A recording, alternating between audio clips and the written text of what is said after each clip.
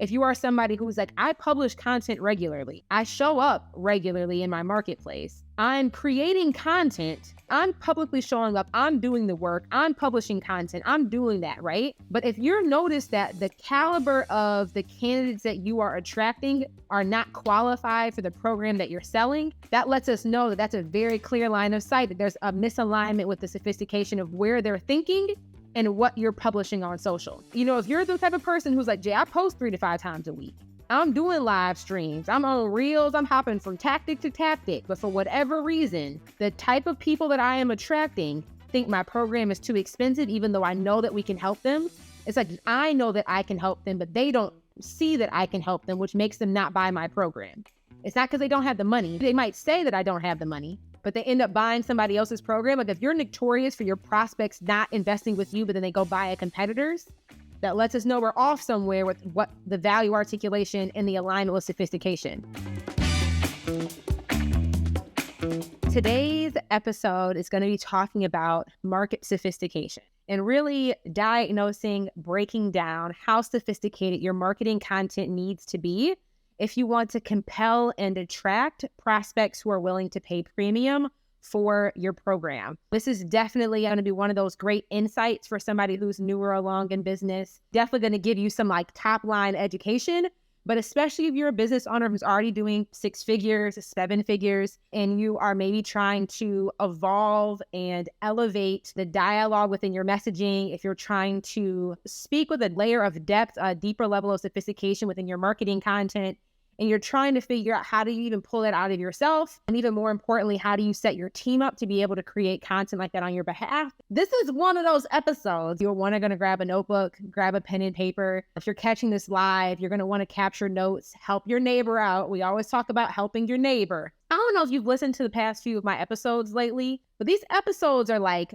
basically masterclasses in and of themselves. And I'm just really grateful and excited that these questions have been coming in from you guys via direct message over on Instagram so that we can continue this conversation and have this dialogue. So if you are new here, hello and welcome to the Hawk Hustle Situation. My name is Jerisha Hawk. I am a business coach. I specialize in organic marketing and high ticket sales. Really what people know me for or hire me for is really teaching them how to design a curriculum-based group coaching program and really learn how to create more compelling marketing content that speaks to higher levels of sophistication of their buyer so they can enroll premium priced clients into their programs and really more effectively sell and market their premium priced programs.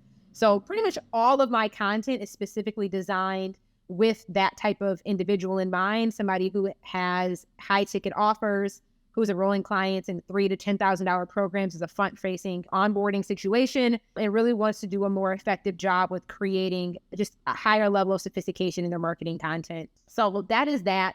And then as always, at the very end, I'll be doing a Q&A for you guys over on Instagram. So anytime you can catch me live, it's always a pure joy, especially if you want me to answer a specific question that you have. At the end of my live streams, typically I always do a Q&A on Instagram to answer any of your questions. So that is that. So let me go ahead and just dive in and get started with this, okay? Because I think market sophistication and creating content with the level of the sophistication needed to sell the offer that you have created is something that business coaches in our industry do not talk about enough. What I see happen often when we get clients that come to me is that they have designed an offer completely oblivious to what the market sophistication is of the industry that they're trying to sell into.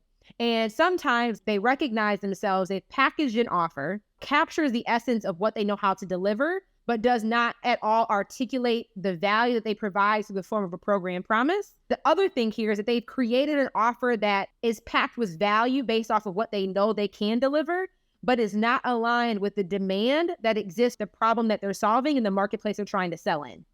Those are the two the biggest issues, problems that I see people coming to me with, especially when they're selling more premium priced offers or higher end programs, solving bigger problems, is either they've designed an offer that is packed with value. They know they can deliver the value, but they have not yet done a great job of articulating that. So you know that once a client gets in the door, they'll be blown away and they won't want to leave and they'll love what they're getting, but they don't know how to articulate that. So somebody on the other end of that transaction who has not yet paid or has not yet been a part of it, they don't know how to articulate that value to that prospect before they make the purchasing decision, effectively articulate what it is that client is going to experience on the back end. And they don't have a program promise to help. Program promise is really the vehicle or the mechanism that makes it a lot easier for you to convey your value to somebody who's on the opposite side of the transaction. So you're not having to offer downsells or discounts to get people in the door to see your value, but you're able to effectively articulate it on the front end before they come in.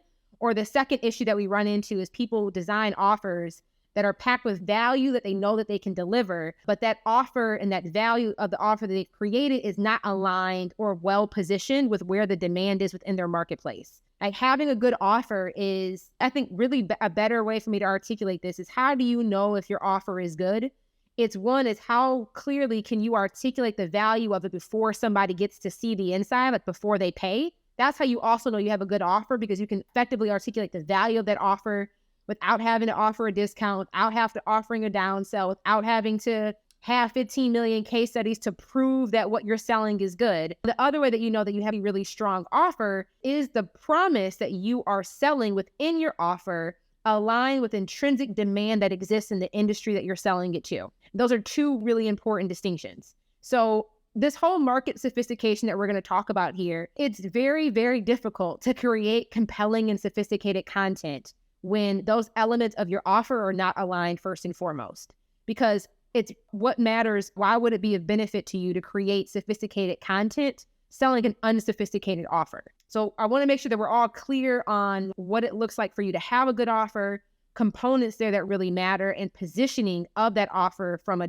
value in alignment with the demand that exists in the industry that you're selling in. So the next thing after we talk about, okay, what really makes a good offer and what does it look like for you to have a sophisticated offer? We just broke that down. The next thing I want to break down is what is market sophistication? And Eugene Schwartz, back in, I think either the 40s or the 60s, he wrote a book called Breakthrough Advertising. It's kind of one of those like classics.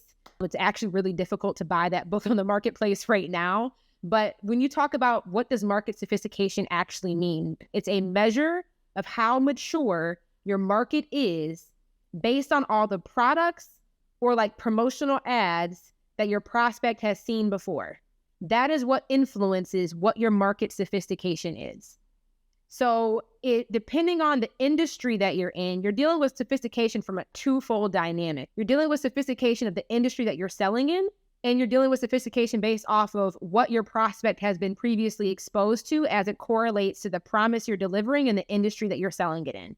Two forms of sophistication you need to care about. Like how mature is the market that you're selling in? And also how sophisticated is the buyer, meaning how much pre-exposure have they given or been exposed to around the promise or the product that you're trying to sell them. So that's a big thing. That is it. So that is what market sophistication is.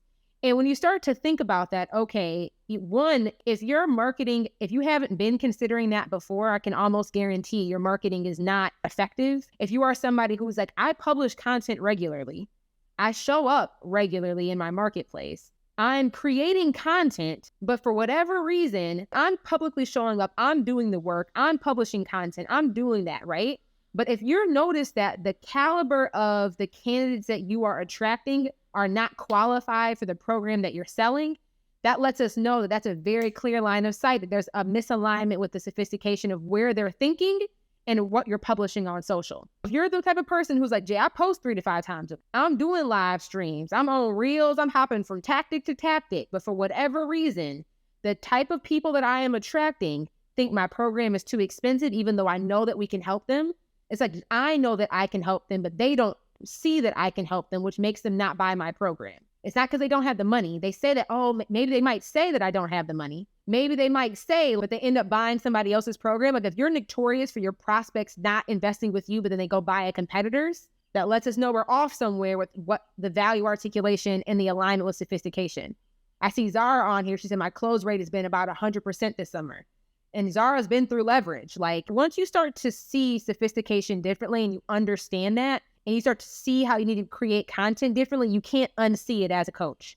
You cannot unsee it as a CEO of your business. Once you learn how to think about your content in this way, it'll be like almost impossible for you to publish bad content because it's just a different way of thinking about what you publish and what you produce. So if you've been in that boat, Michelle said the first time I heard about it is from you, and it's so important. It's when you can do this, you've now mastered marketing at a different level of depth than majority of your competitors.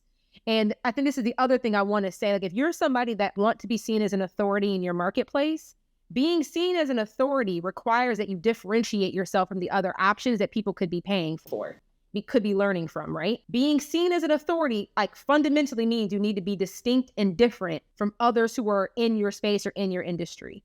And if you want to be seen as an authority, be perceived as an authority, and actually have like the integrity and the morality behind you actually being the authority that you're trying to position yourself from, how can you differentiate yourself? Part of how you can differentiate yourself in your marketplace is not by offering discounts, is not by doing these downsells, but is positioning yourself for premium delivery, but also making sure that the content that you are publishing, what you're publicly sharing, is at a higher level of sophistication than what your industry is doing, what your competitors are saying. Does that make sense? So like, it intrinsically, like, somebody the other day, I was chatting with somebody, and I don't think I'm too much of nothing, y'all. I'm just a regular person who's figured some stuff out, and I've done it consistently, fundamentally. And I was on a call with her, and she was like, man, you an OG in the game. I said, girl, I only been in the game for 4 years. How do you already perceive me as an OG? I've only been in the game 4 years. When I think about OGs in our space, I think about people who've been in the game 10 plus years, who've just done the work long enough where, like, they original gangsters. But she was like, I think the reason why I view you as an OG is because of how, like, the depth of value that you discuss publicly for free. Like, there's a level of articulation that you have around what it is that you do that does not sound like anybody else who's in your space. It doesn't sound like anybody else who would be a direct competitor. And I think when I start to break that down, it's like, what positioned me as an authority so fast in our industry? It was the depth of sophistication that I include in my content. It's like, I have a sophisticated social news feed. If you scroll through I have a sophisticated scroll. Let me just put it like that. If you scroll through my channel, if you stop at any post, any carousel, any IGTV, and if I get your attention long enough for you to watch a live stream, it will blow your mind. And the reason is because it's market sophistication. I understand I'm not just creating content based off somebody's template that's a plug and play that makes me sound surface level and generic like everybody else. You will never see me post something that's know your worth, girl, period, with me smiling on some background, skipping on the beach in front of the ocean. Like, it's a surface level content. To me, it's very weak content. It's very subpar content. It is very like, girl, we done seen that. Like, I don't need no more empowering quotes that aren't my perspective on what it is. I'm like, you're constantly just regurgitating somebody else's stuff. You know, the only quotes you're publishing is stuff that other people said. You done bought somebody's $27, get your content calendar done for the next 60 days for $37. I have all these scripts and plug and play templates. But think about it. What aspect of that is sophisticated? If it's that, I'm not saying that's simple, but if everybody else in your industry is buying the same damn template for $37, using the same plug and play formula, please tell me how you're going to sound any different or look any different from the perspective of your prospects. I don't know. Maybe somebody else figured that out, but make that make sense to me. Like, that to me it's too generic. And I think the reason why I think many of us fall into that or invest in that or try to buy those things is because we have not yet figured out another way. So I'm going to keep going on with this market sophistication. One thing I'm going to break down 3 things of where your messaging needs to be aligned so that you know that you're publishing sophisticated content. Okay. So I'm going to dive into that here just a second, but I want to talk about Dr. Angela Davis said that sometimes I feel like I'm going too deep. Engagement drops. So the fear causes me to go back and adapt to what was driving the masses. I want to break that down because sophisticated, think about this. I want to think about this for a second. Think about the most premium priced situation you've ever purchased. When you're stepping into a target market of premium priced offers, I think about when people join a country club, when people invest in private schools, when people purchase the Bentleys, the Ferraris, the Lamborghinis, like the higher end Teslas.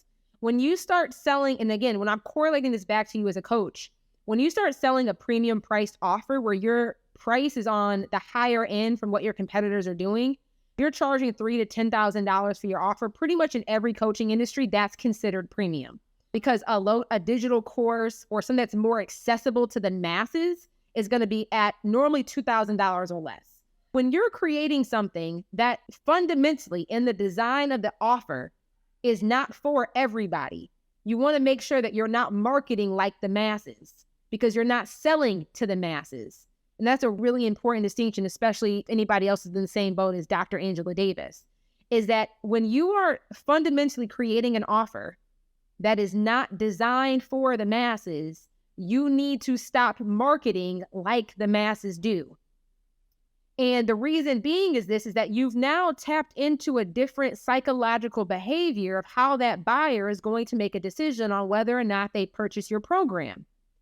So if you're buying a $37 ebook, what do you guys see happen of how people market that? They basically throw a bunch of money at it. They're running a bunch of paid ads. There are these upsell, downsells, cross-sell offers. Like you get into like this funnel of upsells. You buy this $37 thing and then it's upgrade for another $25. And then the next day, it's buy my $97 course. And then 3 days later, it's buy my $300 thing. They are focused on the masses. They're trying to they're playing a volume game. And if they spend enough money, they will win. Money is the driver. If I spend enough money, if I get in front of enough people, it's a numbers game. Enough of them will buy, and hopefully I'll get a return on my ad spend. That's what happens. That's what the masses do. They speak very generically, surface level content that's being published. It's the same shit you scrolling through. Like they have regurgitated over here sharing everybody else's quotes. Am I true? Is this true or is this true? Like, let me know if I'm being accurate for what you guys have seen. This is what I've seen. They doing webinars. They got 1.5 million email sequences because they know that if they hit you enough times, maybe you'll just spend the $37 because it's easier to pay, even to some degree, to stop getting the ads. Let me just buy this thing. It's very cookie cutter. Let me just know if this is a yes or a yes. Is this true or is this true? I know this is true for what I've been exposed to. If you're creating an offer, so the first thing that we have to shift into for you to even start selling and conveying and communicating at a higher level of sophistication, first thing is that you need to believe and understand and recognize you are not trying to sell to the masses. So don't follow the masses. I know there's got to be, who here is in a scripture? I know there's got to be a biblical verse of don't follow the ways of the man. Like, don't follow the masses. I know there's got to be a scripture. I know that's biblical principle right there. If you're doing what the masses is doing, listen, that's not the game we want to be playing. And I know there's a scripture somewhere, y'all. I'm still learning where all scriptures are.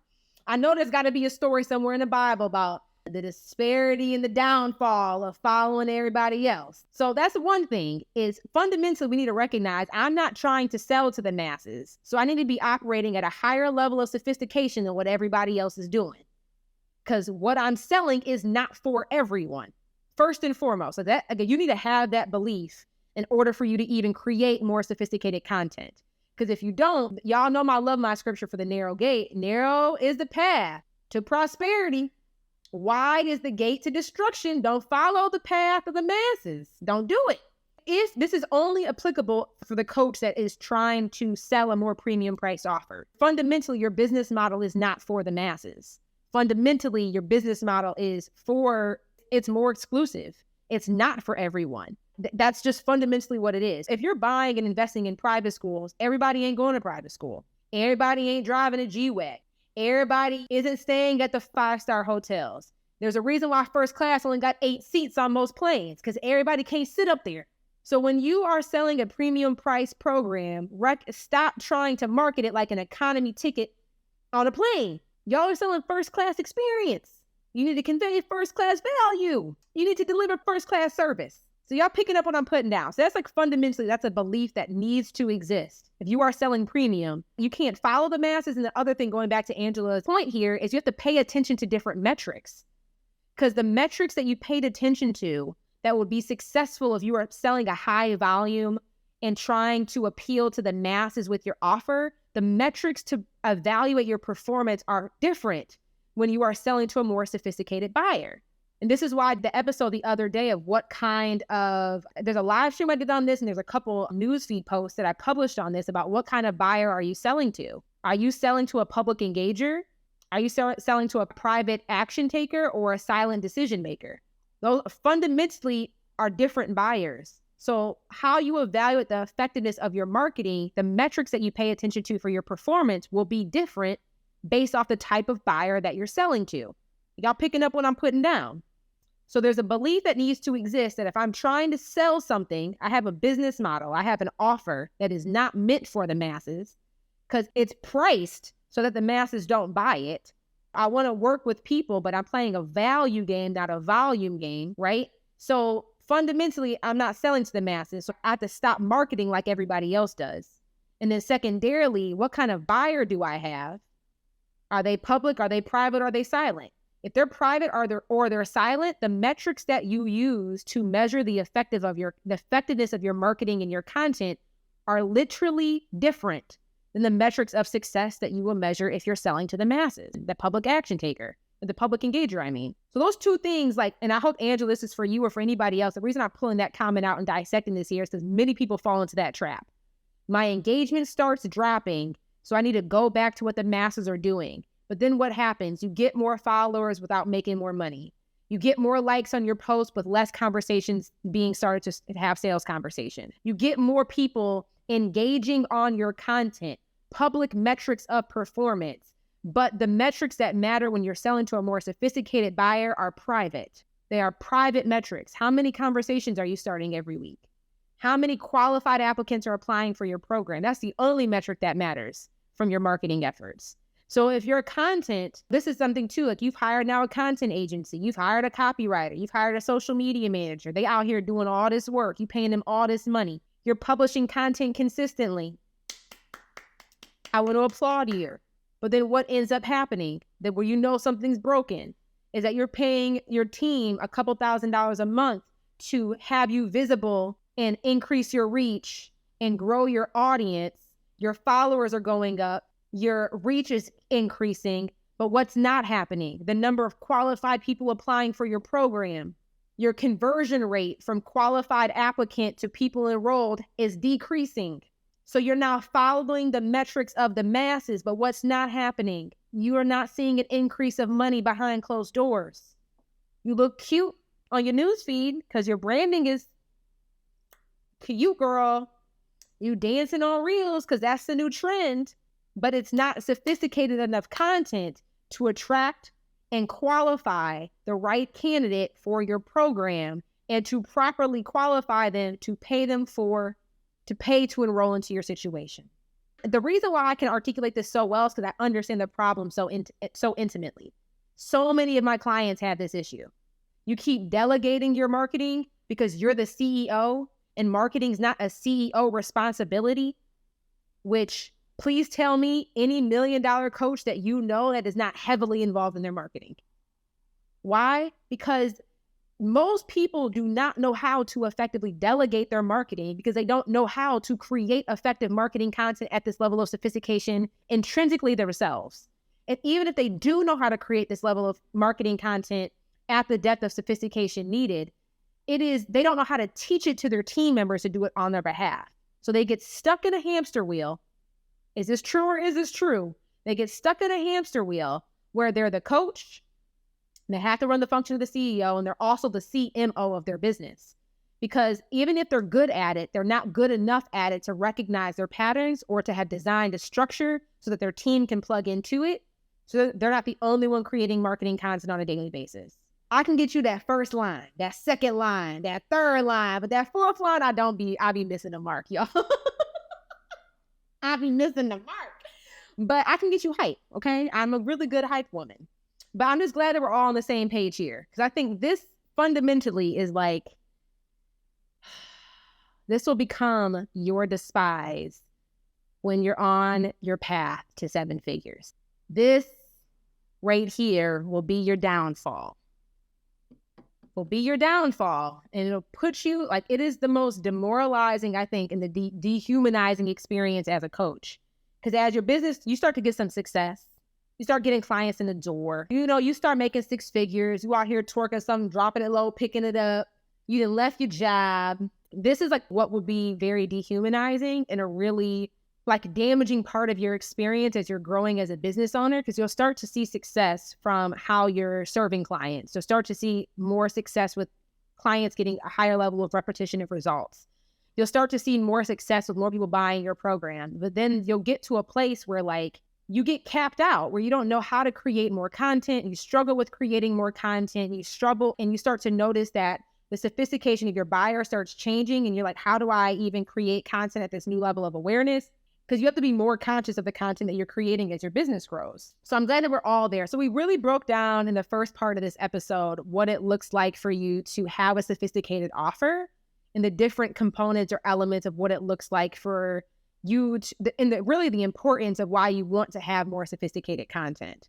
So the other thing that I want to talk about here is what are the 3 areas that your messaging needs to align on so that you know that you're publishing really sophisticated content. So these are the 3 areas that your content, your messaging needs to align with within your marketing so that you know that you're creating sophisticated content. So the first thing that you need to be aware of is what is the maturity of your market based on the offers and the promotional ads that your prospects have seen. So write this down if you're capturing this in the notes. But the first thing that your messaging needs to align with is the maturity of your market based on the offers and the other promotional advertising that your prospects have seen. So when people talk about going to do market research, understanding what are my clients invested in before, what else have they considered, who are my direct competitors, who are my indirect competitors, you need to understand what is the maturity of my market. So the one thing that I really love that we introduce all of our clients to inside of Leverage is there's a whole training on market sophistication and even understanding this. Like I think what I'm sharing with you guys now is I'm hoping I'm just introducing you to a new perspective and dropping an insight for you guys, helping you understand why it is so important for you to have a higher level of sophisticated content. That's what my goal is for you today. If you want to actually learn the full depth of how do I actually diagnose my marketplace, and even from there, how do I align my program promise with the level of claim that I need to state for it to be compelling in my marketplace, that's what we teach inside of our program. So that's a twofold thing. What is the maturity of my market based on the offers prospects have seen and the promotional ads that prospects have been exposed to? One thing here, the reason why this is so important is because people are being hit and exposed to offers and promotional content on a daily basis by the second. Every time you scroll through Instagram, scroll through Facebook, every time you walk outside, you're being exposed to other offers that you could be investing in, other promotional materials trying to persuade you a different way. So one thing that we are really big on is making sure that, first of all, you have a program promise so that it is clear what problem you solve within your marketplace. That's step 1 to market maturity. Can you clearly articulate what promise you're delivering? And we do that through the form of a program promise. So some examples of really strong program promises. We have an academic researcher in our program. She helps other academic researchers get the grant. Very clear who she works for and what problem she solves. We have another career coach. She helps lawyers who've been recently furloughed get a promotion without having to retrain. Really clear program promise. We have another client in our program who teaches home bakers how to launch an online bakery, how to launch their own bakery business. Very clear promise. If you are at home baking your own cookies, you can enroll in her program and learn how to start your own bakery business. Boom. Without a brick and mortar. Let me throw that in. Without a brick and mortar.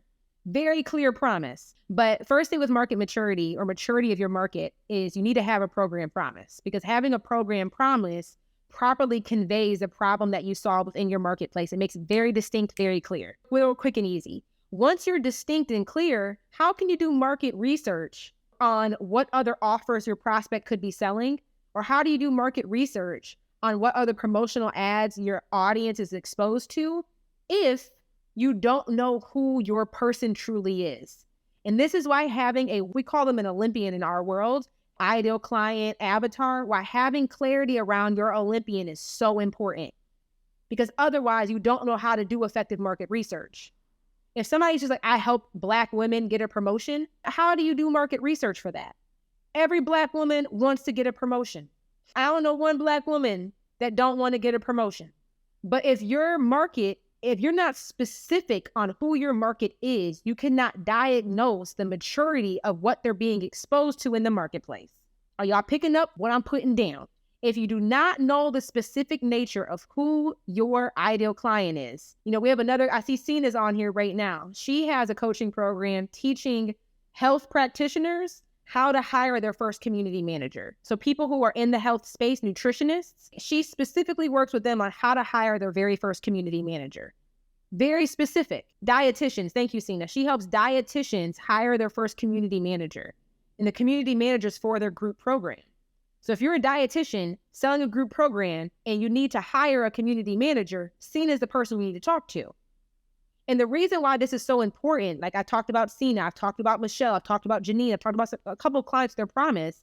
When you're that specific, now Cena can say, okay, what is a dietitian looking to solve this problem? What are they being exposed to in the marketplace? What other options or offers are they considering? What other promotional advertising are they being exposed to? So that you can now diagnose and evaluate the maturity of the market that person is in at the level of awareness, at the level of the problem that they're trying to solve. You guys get what I'm saying here? So when having a clear program promise, in addition to clearly identifying your Olympian, allows you to effectively diagnose the maturity of your market based off of the offers and the ads they're being seen, that they're being exposed to. So if you do not have a clear program promise, and if you have not drilled down and niched down who your Olympian is, it is damn near impossible for you to diagnose and understand the maturity of your market, because you have not yet truly defined what your market really is. So those are some bullet points under market maturity of your market. This is where the problem kicks in, guys, because if you don't have a program promise, and if you have not niched down to specialize who you're serving within that market, beyond just Black women, like beyond demographic data. Demographic data is surface level insight on who your prospect is. For I know that my ideal client is not the issue. I know that my program promise, I know I ain't got one, but I know I'm going to be okay.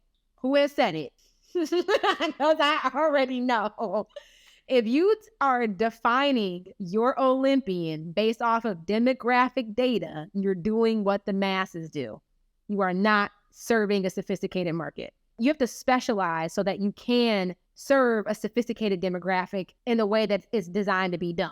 Okay? So if you keep telling me, I got an ideal client, I help women who are moms of 2. I got specifics, sis, who are between 30 and 40, who make $50,000 to $70,000 a year. How much more specific can it get? I don't need no help with my ideal client profile since I've done my avatar. I know who I'm speaking to.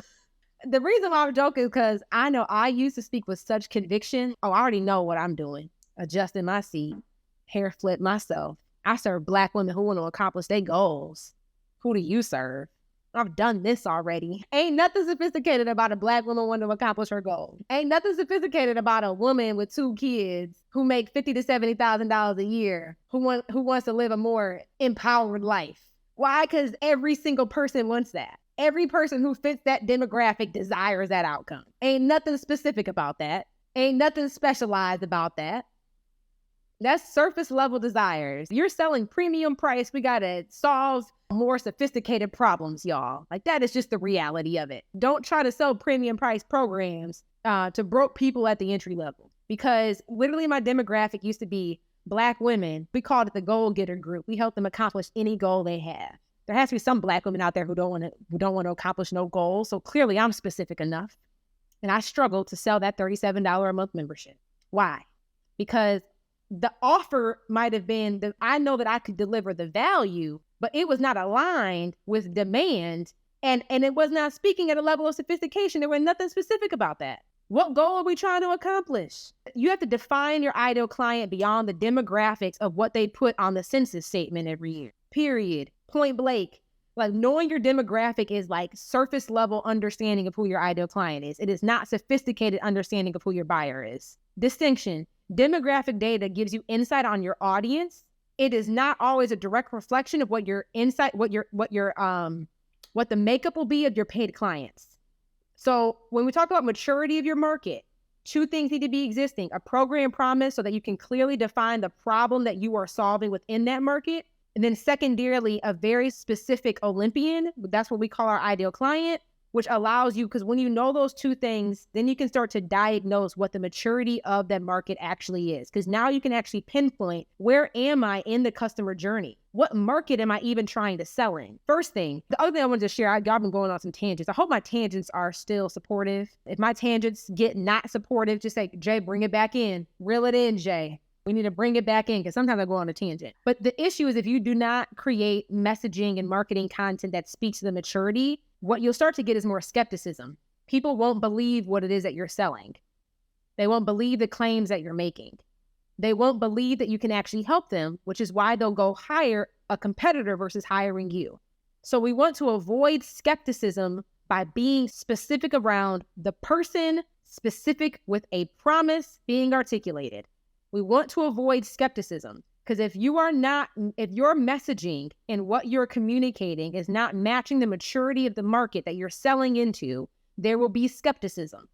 I don't know if you can help me. Now you're trying to convince them that you can help them. Like, well, I know I can help you. I know that what you're telling me is what we deliver here, but the way that you're saying it is not the thing that they're hearing. It's not about what you say. It's about how you say it. Like, remember that. It's not just about what you say. It's about how you say it.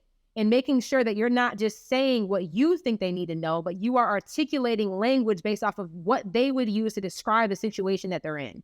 So that's the first thing here. Second thing, out of maturity of your market is competence on the individuals you are trying to sell to. So we talk about competence. The reason why I bring up the word competence is because if you're selling a premium price program, you're probably solving a bigger problem. Like with Inside of Leverage, we teach people how to redesign curriculum-based group coaching programs and sell them at a premium price point. That is not an entry-level problem. An entry-level problem is like, what should my offer be? An entry-level problem would be like, what kind of business should I start? An entry-level problem is like, how do I create a Facebook group? Like, how do I create a social media channel? Like, I'm not solving entry-level problems. So it's really important that when your messaging needs to align with the competence of the individual that you're selling to. So every one of my clients has a higher level of competence around the problem that I solve. Beginners know nothing. There's a level of ignorance driving their ambition. That is just the reality of it. When I first started, I didn't know left from right, up from down. I didn't know what good or bad was. My ignorance, my lack of knowing was the thing that drove my ambition because I knew so little. Fear didn't even stop me from taking action because I didn't even know what to compare myself against.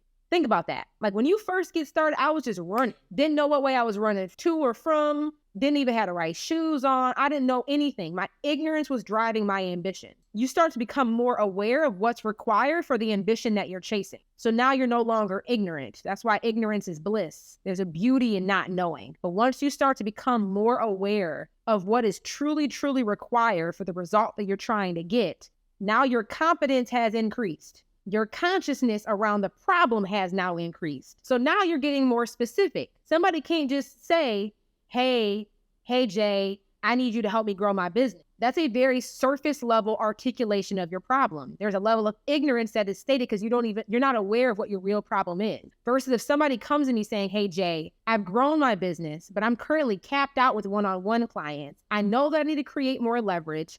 I know that I want to have a high ticket business model. So they're clear on the vehicle that will create the transformation that they want. They now just need somebody to give them the process, to teach them, to coach them to be able to execute it. Higher level of competence of the individual. So like when a client comes to me, they're already aware that I know that I want to grow with a group program. I know that I want to grow with a high ticket business model. I know that I don't want dependency on paid ads. I know that I want to grow with a lean team. Show me how. I'm clear on the specifics. Show me the way. Their competence around the problem is significantly higher. So they may not know, like Michelle said this perfectly, you don't know what you don't know, which is true. They may not know how to accomplish the goal in the way in which they desire to, but they're clear on what's required to get them where they want to go. Versus this is why my programs range from $10,000 to $50,000 on average. And it's just like, okay, because I'm priced there, somebody who's at a lower level of competence, not meaning that they're not capable, but they're just at a different starting point with what their level of understanding is of the problem that they're trying to solve. If they come to me saying, hey, Jay, that's too expensive, I'm like, you're right, because this is not designed for you. You're not at the level of market sophistication that's required for you to be in a position to buy my program. Before I joined a country club, I thought country clubs were the dumbest thing in the world. I'm like, why in the world are people paying so much money for networking opportunities? Well, when I got in a position where I could afford it, now I understand why people pay to join country clubs or pay to be a part of masterminds or pay to have access to a different caliber of individual to expose them to a higher level of a network. I now understand because my level of understanding of what problem does that solve is at a higher level of awareness now, and I understand what that return on investment can look like. So you guys understand what I'm saying? So your messaging needs to align with the competence of the individual that you're trying to sell to. So an expert I just described, someone who has firsthand experience, has a much higher level of awareness around what's required to get the result that they are after, and a much higher level of awareness of what their gaps are and their abilities to execute it on their own. So is your messaging aligning with the level of competence of the buyer you're selling to? It needs to hit. This is why I use specific vocabulary. This is why I use specific language in my marketing, in my messaging, in my titles of my live streams, in my captions. I don't just talk about how you need to make more money, sis. You guys will hear me distinguish between generating revenue and increasing your profit. You will hear me not just say, how do I have a bigger launch? You guys will hear me distinguish between launch-based revenue, monthly recurring revenue. You guys will hear me distinguish between some very distinct aspects that the competence of the individual that I'm going after will understand. But it also intrinsically repels anybody who is not at that level of competence because this is not meant for them. This is not the solution that they need for where they're at. You guys hearing that? So you guys asked a question earlier of how do I know that I'm creating more sophisticated content? Your messaging needs to align with the maturity of your market based on the offers and the advertising they're seeing, but it also needs to align to the competence of the individual that you're trying to sell to. But this all goes back. If you don't have a clear program promise and you do not have a clear Olympian, you can't diagnose what the level of competence is of your buyer. You gotta be specific. Asia said that's why I enrolled in Leverage. Your messaging called me out. It was so on point to what I was feeling. The more specific you can get with your promise and the more specific you can get with your Olympians, the more specific you can articulate the problem that your prospects are going through, which will immediately distinguish you from the competition. Because this is the work that people avoid. Like, y'all, this is the work that people avoid in their marketing. High-level vocabulary perks the ears of high-level peeps. Facts. But like, this is the work that people avoid. When people talk about, well, I'm publishing content every day. I delegated content to my team. This is your responsibility as the CEO. This is CEO work. Proper articulation of your program, proper distinction and articulation of your offer, what vocabulary and the depth of articulation that is needed to compel and align with the competence of who you're selling to. This is CEO work. You're not going to hire a marketing person at our level who's going to be able to come into your business and diagnose this. That's just facts. Like, what I'm sharing with you guys is I've been in dozens of marketing programs. I have paid $30,000, $50,000, $80,000 for coaches who specialize in marketing, who have never broken down what I'm sharing with you right now. Never, ever broken this down. They might have introduced levels of sophistication at a very surface level, but not how do I really break this down? I understand the theory of what you're telling. How do you now break this down so that you can effectively teach me? I have never had a coach teach me this. I've never hired anybody who could break this down, ever. I've never hired an external marketing agency who broke this down for me at the level of depth that I'm even giving you right now for free. Because what I'm teaching you right now is a different way of thinking. The process for how to do it is what we teach our clients inside of our program. But I want you guys to understand this. This is not something that you can just hire a marketer to do. It's your responsibility as the CEO. This is what it talks like. How do you offer strategic direction to your marketing department? This is what this means. This is the level of strategic direction you need to offer, guys. This is our program promise, and this is why the claim is what it is based off how sophisticated our market is. This is who our Olympian is. This is the maturity that they are at. This is the level of competence that they are at. This is the language that we need to use to compel and speak to them in a way that they will feel it, know it is for them. The third thing your messaging needs to align with that we need to talk about here is how aware your prospect is of their problem and of the solution they desire to use to fix it. This goes into those levels of awareness. Anybody who's in Leverage right now who has worked with me, you guys hear me teach and talk about, there's really 5 levels of awareness that any prospect goes through before they're willing to make a buying decision. My core programs only teach 3. Because if you can master 3 for where you're at, you're already doing so much better than the competition. There's technically 5 levels of awareness. I only teach 3 inside of leverage or inside of legacy. And you have to know what level of awareness is my prospect at the moment that they start a dialogue with me. And what I mean by that, it's really important that, how do I say this? A lot of the time, this is what happens. People are aware of the symptoms that their prospects are going through, but the symptoms is not the same thing as having insight on what the core issue is. If you're only speaking to the symptoms that your prospect is going through, it is not the same thing as being able to have insight, to diagnose, to clarify the core issue that's going on. So symptoms versus the source.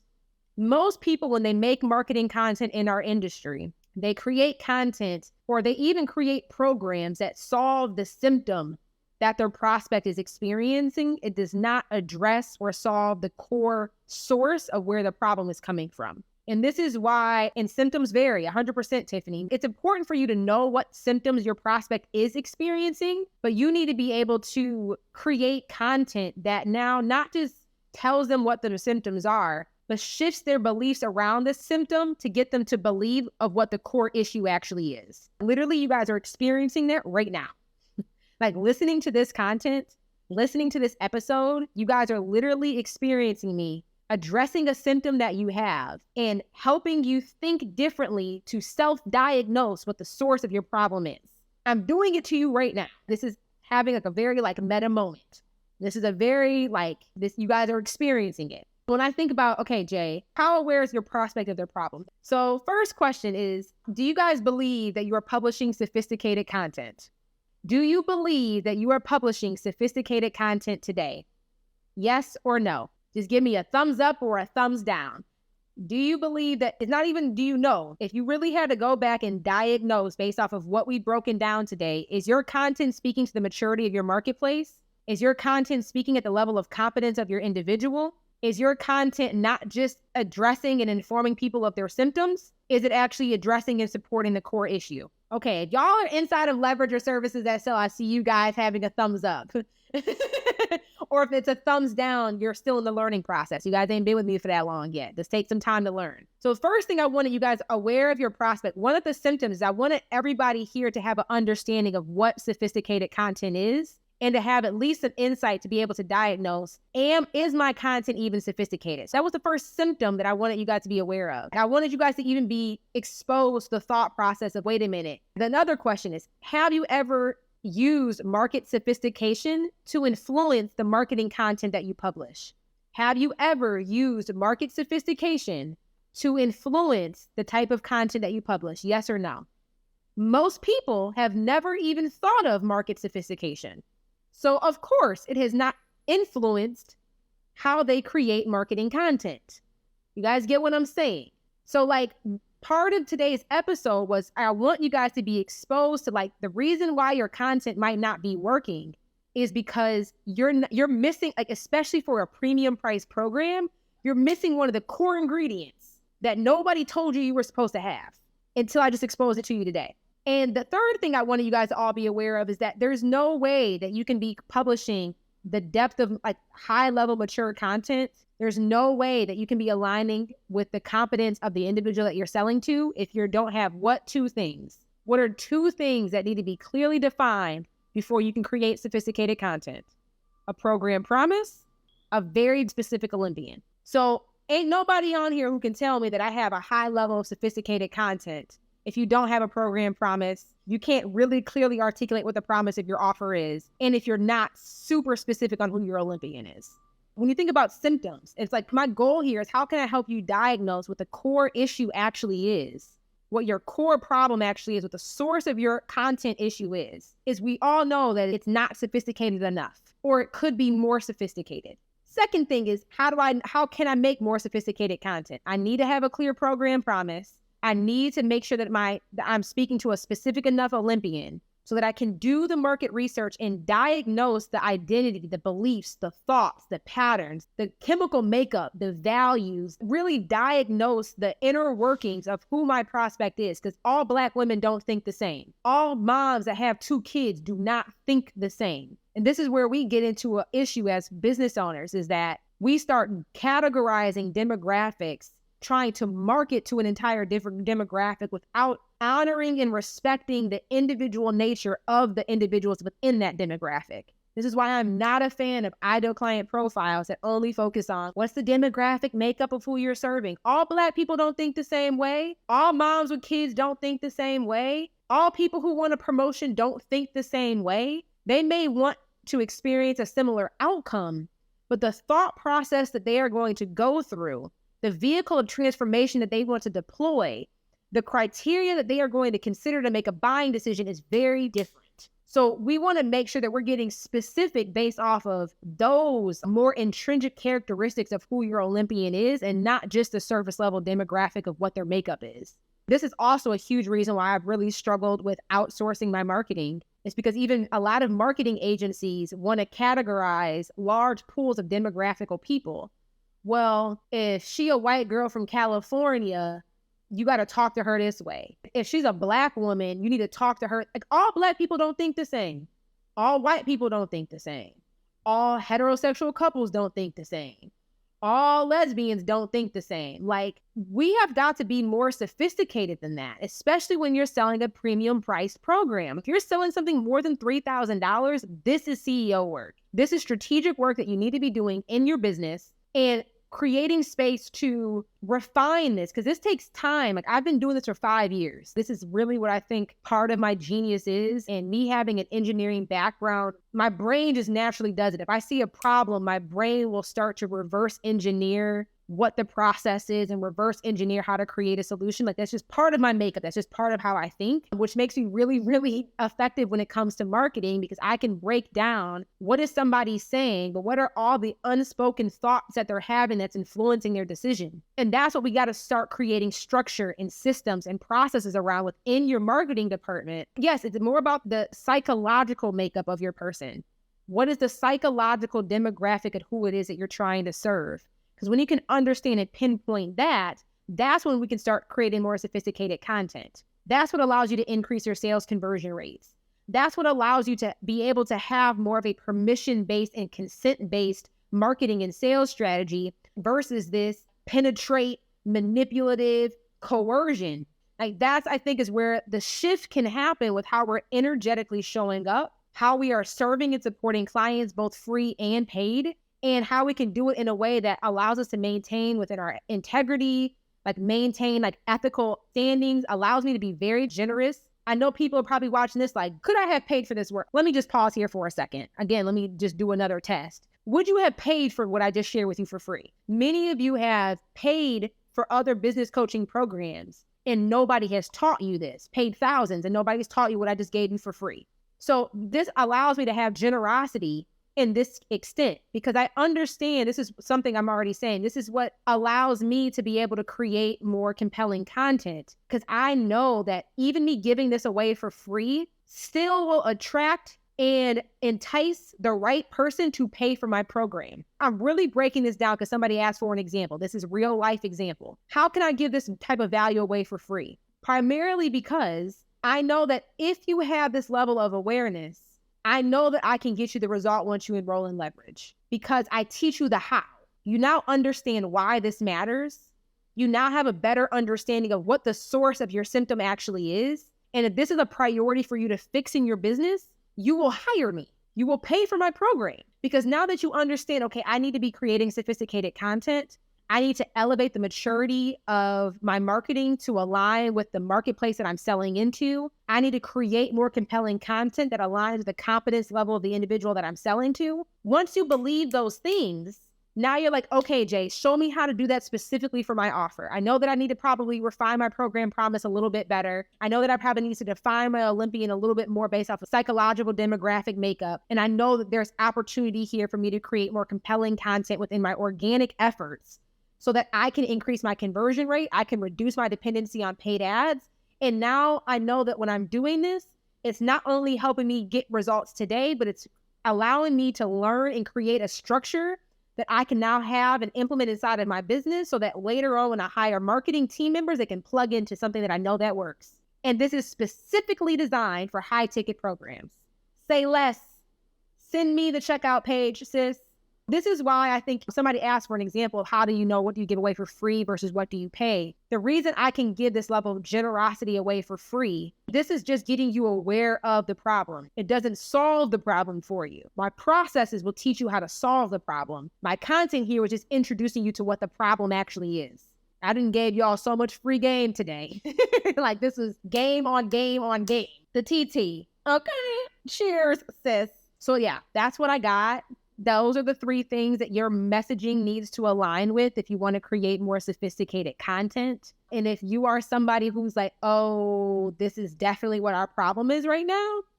If you keep coming up with people constantly giving you objections for your premium price program, like, okay, I know that you offer value, blah, blah, blah, but I'm not willing to pay that much to work with you.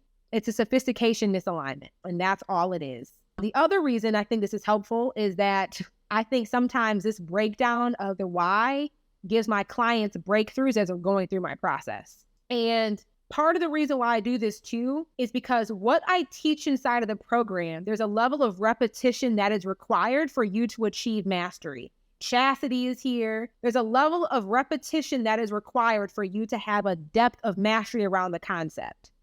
So part of this is this might be the missing link. There might be one gem that I shared today that plugged an understanding gap from one of my current paid clients. My training program teaches you the essentials. Today is really like the why behind what I have them doing. Like a lot of them, they trust the process. And if they follow the process, it works. But also sometimes you need to have like, what is the why behind the why behind the why of what she's telling me to do? That's also part of the reason why I'm so generous with this content. Because my content isn't just for the audience that hasn't paid me. My content, even within my marketing, this goes back to sophistication. The content that I'm creating is also serving the clients who are on the other paid side of the end, who are on the other end. Many of them watch my live content. Like I got about 10 clients who are watching this right now live.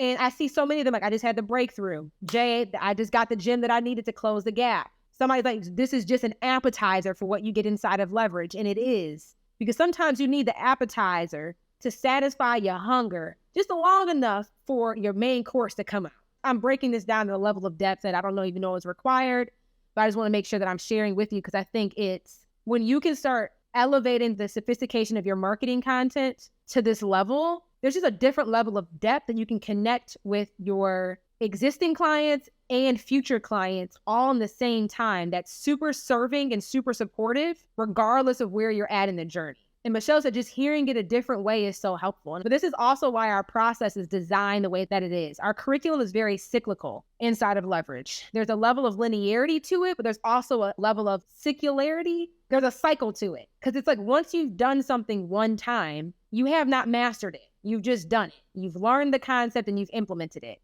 But once you've learned the concept and implemented it, now we have data that increases your competence level, which informs, again, let's do it again and get better at it. Because I'm a really big believer in continuous improvement. I'm a really big believer in repetition. I don't want you to learn a bunch of things at a surface level. I want you to learn 3 or 4 of the right things at a depth of mastery so that you can predict and control your results and so that you can create more sustainability in your cash flow and the success that you're seeing in your business. Mastery produces that. Not being a Jane of all trades. I don't want you to have to be jumping from YouTube to LinkedIn to Twitter to Instagram to Reels to TikTok to Clubhouse to growing an email list to figuring out paid ads to figuring out how to do JV partnerships. That's too much. You might know how to do all those, but at a level at the surface. I'm here. Let's learn 2 or 3 things and let's focus on how do we get you to a level of mastery around them. Because the mastery around 2 or 3 things done well position you for sustainable growth long term. And that's why I do what I do. So my program is designed in a very linear nature. My curriculum is designed in a very linear nature, but it's also very cyclical in behavior. And this is part of the reason why I keep, like, y'all, I'm saying the same thing, but I'm teaching it in a different way. I'm using different analogies. I'm conveying it a different way. So that why my clients, like, we're here for the long haul. You don't just come and work with me to stay with me for 2 months. We're here for a depth of mastery. When you talk about being an authority, being the go-to voice in your industry, like where your competitors start hiring you, when you start to understand this, people in your industry, nobody will be able to out-articulate you. Nobody will be able to out-content create you. Most people don't know what I'm telling you right now. If you're watching this right now, just know this is divine alignment. This ain't nothing but God. Your competitors aren't doing this. And when you can do this, and you can do this and publish this consistently, you've now fucked up the game. They're gonna be like, who is Tiffany? Where did she come from? Seen her now on the map. I didn't even know she was a competitor that I gotta watch out for. You know, Josie here. Wait a minute. I thought I was doing something over here, my cute little marketing program. I wasn't. You guys will dominate your industry in a way that's not manipulative, that's not high pressure, and that's not authentic. That's not true. Like, you guys will be able to do this in a way that is congruent, that is aligned, that differentiates you ethically, and still allows you to generously serve, to be of service. I think this is like the more of that like feminine versus masculine energy. I'm not trying to have y'all out here raping internet streets. Like, I cannot stand, and I'm using, this is probably the last analogy I need to go to, but like, when I cannot stand marketers who are like, penetrate the industry, penetrate the marketplace, be manipulative, it needs to be high pressure. You need to poke a hole on their fears. Like, you need to make this an end all be all. That to me, it's like, whoa.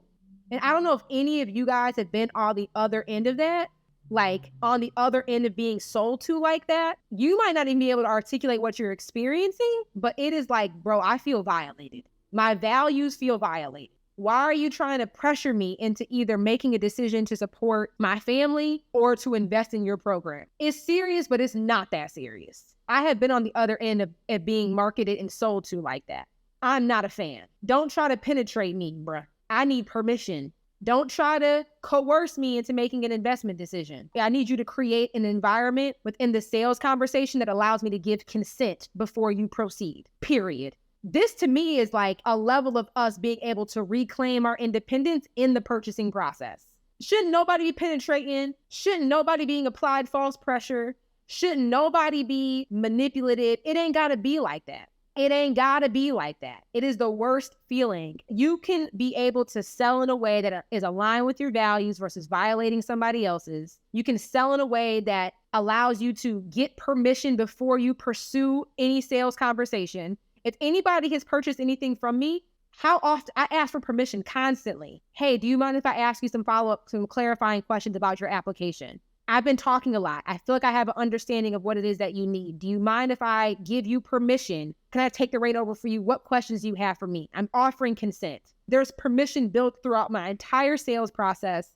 There's permission built into the curriculum delivery that I offer. I'm just not a fan. And I don't know if this is the new age, it's 2020, whatever it is, but don't try to sell to me that way. You will lose all credibility with me in a heartbeat. I think the beauty of when you can understand a higher level of market sophistication, you can design a sales process that is so much more permission-based, consent-based, consensual, and honoring the human on the other end of the transaction. And you can do it in a way that's still profitable, that's 100% aligned, that still generates cash flow for your business. You can still make bank off of it, okay? So let me digress, because I can go on a whole conversation about these like fucked up male marketers and what so many of them have been teaching so many of us, thinking that that is the only way for us to be able to sell, because it's not.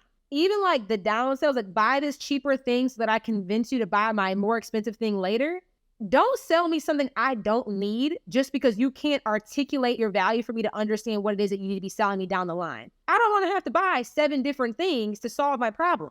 How about you just do a better job articulating your value so I'm clear on what the one solution is, and I'll just buy that one thing. Like, even that to me, like, never has sat well, where if you're creating all these like upsell, downsell, cross-sell offers to overcome objections.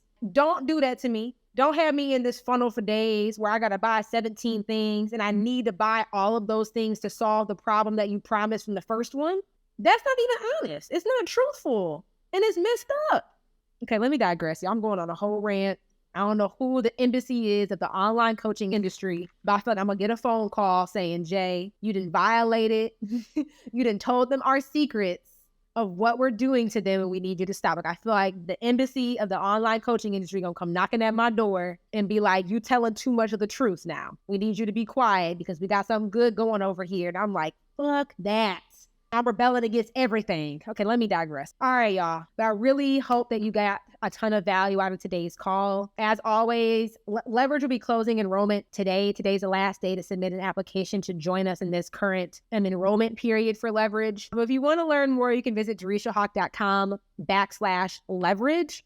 You can submit your application. If you are qualified, we will advance you on for the remainder of the application process. If you are not qualified, we will gracefully let you know. And if there is a recommendation or referral that we can connect you with, I always will. But just thank you guys for tuning in today, and I'll talk to y'all later. If you liked the video you just watched, click this one. You might like it even more. Go ahead, check it out.